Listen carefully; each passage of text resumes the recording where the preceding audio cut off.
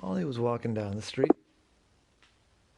and he heard a little tiny voice say, "Oh dear, oh dear, oh dear, oh dear, oh dear, oh dear, oh dear, oh dear, oh dear, oh dear." I said, I looked around, and he couldn't quite see where the voice was. Greta, lie still, honey.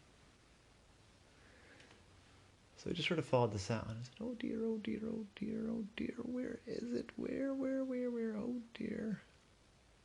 Then Ollie spotted it. There was a small white butterfly. And as I looked closer, the butterfly looked very worried. And it was indeed who was saying, "Oh dear, oh dear." So Ollie said, "Hey, what's going on? You seem upset." I said, "Oh, yeah, I can't, I can't find my cocoon. Can't find my cocoon, and I feel like I need to sleep."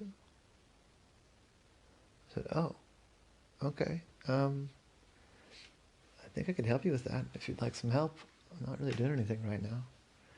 "Oh, that would be very kind of you. Thank you so much. Thank you, thank you, thank you." I said, "All right, well, let's think. Where, like, how do you have your cocoon? What is it hung from, broadly speaking?" "Oh, it's hung from the bottom of a leaf." I said, "Okay, great, great. What can you tell me about the leaf?" "Oh, well, it's long and it's got several lobes and it's wider near the stem and sorry, skinnier by the stem and wider as you get closer to the end. And it's got rounded points. Not really points, but where there might be points on some leaves, this leaf has it's rounded." I said, "Okay, okay. And is there anything else on the tree, like a fruit or a nut or something like that?" I said, "Yes, there's funny little nuts. Well, they're pretty big actually. Funny big nuts with these cute little hats on them." I said, "Oh, okay. That sounds like an acorn." "Oh, that could be. I have seen squirrels." I said, "Yeah, that sounds like a white oak." "Oh, that's good. That sounds specific." I said, "Yeah, I mean, yes and no. It does narrow it down, but there are a lot of white oaks. That's the problem." "Oh, okay. Um, do you have other ideas?" I said, "Yeah, let's think here. When you were last in your cocoon, do you remember seeing anything specific out in the world around you?" "Oh, yeah, I remember lions. Big statues of lions. I think they were statues. Gosh, I hope so." I said, "Okay. Were they up on some stairs?" I said, "Yeah. Do you know them?" I said, "I think I might. Follow me." Now, they were on the southern end of the Wyman Park Dell. Now, I thought of the lions at the entrance to the BMA. And so he walked through the park and up the hillside with his butterfly fluttering closely behind. And he said, "Okay, do you see those lines there? Are those the ones that you remember?" I said, "Oh, yes, yes, yes, we must be close. Oh, good, good, good. Oh, I do want to sleep. I do want to rest. I'm tired." I said, "All right, we can figure this out. Okay, so now we need to find a white oak along this stretch. That shouldn't be too hard. Only so many trees." So they looked and they looked and they looked. And then Ollie spotted it. It was a few trees in from the sidewalk.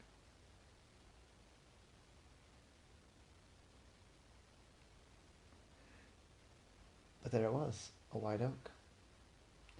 They looked around some more in case there were multiple ones. But there was another one kind of way down there, but you wouldn't have seen the statues of the lions, at least not very well, starting off from there. So I said, all right, I bet your cocoon is somewhere on this tree. I said, oh, it's very exciting. It's such a big tree, though. Let me think. I said, yeah, you think about what else you remember, and I'll think about how we can narrow it down.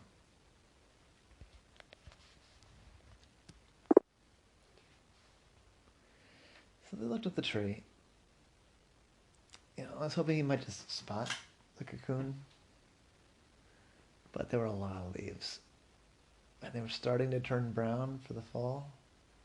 That made it even harder to pick a cocoon out from the leaves. My kid excuse me, said, oh, of course, well, do you have any sense of how high up you were when you were at the cocoon? I said, oh, I'm not sure. Height's not such a big deal for a butterfly. I said, yeah, let's see. Do you remember how many branches were below you? Was it a lot or just a few? It was just a few. It was just a few branches. I want to say 3, maybe 4. Not many.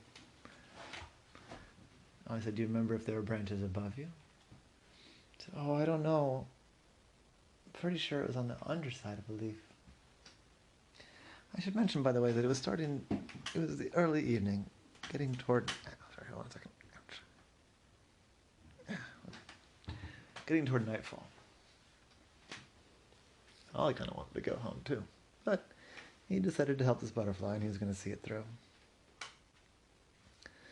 I said, okay, maybe I'll climb up here and you can come along. So I climbed up the tree. Not too hard for an octopus. And the butterfly fluttered around. I looked, but there was, 2 to 4 branches. And he didn't see a chrysalis. He didn't see a cocoon anywhere near there. But it seemed like this has got to be the only place.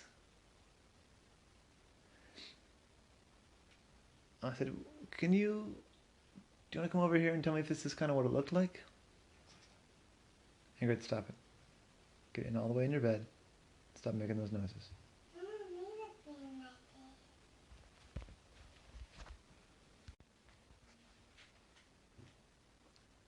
So the butterfly flew up, and it came to rest right at Ollie's head, clinging to the underside of the leaf. I said, okay, so does this kind of look like what you remember when you woke up last from your cocoon? Butterfly said,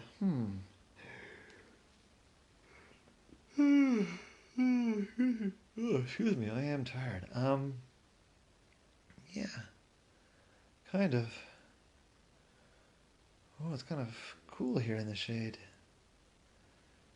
I am feeling really tired.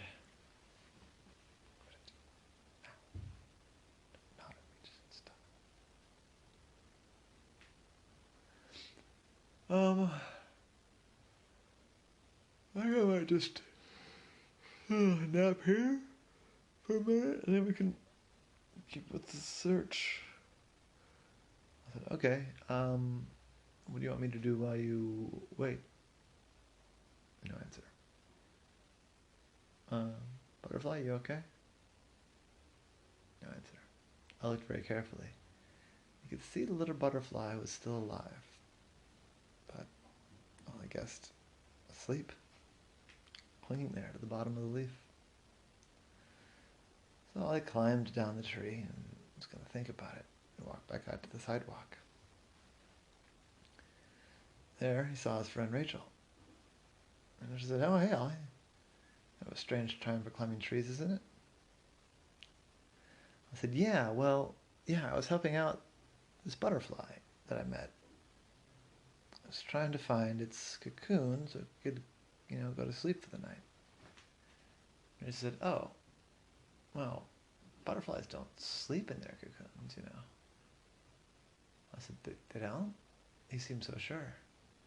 Like, well, butterflies are beautiful and graceful, but smart and self-aware, not so much. No, butterflies emerge from their cocoons, and then they go off and fly. And though they might come back to the same tree and even the same branch that their cocoon is on, they don't curl back up and sleep in their cocoons. They can't. So after a day or two, the cocoon dries up and falls off. And the butterfly, when it's resting, will be, cling to the underside of a leaf or the crook of a tree or sometimes a crevice of a rock. Anyway, that's safe to sleep. And way high up in the tree, cling to the underside of a leaf, that worked just fine. I said, huh. So maybe I did help this butterfly after all. I thought I'd failed. They just said, hey, if that butterfly is asleep, cling to the underside of a leaf way high up in the tree, then you did just fine. And that was the case of Ollie and the butterfly missing Cocoon.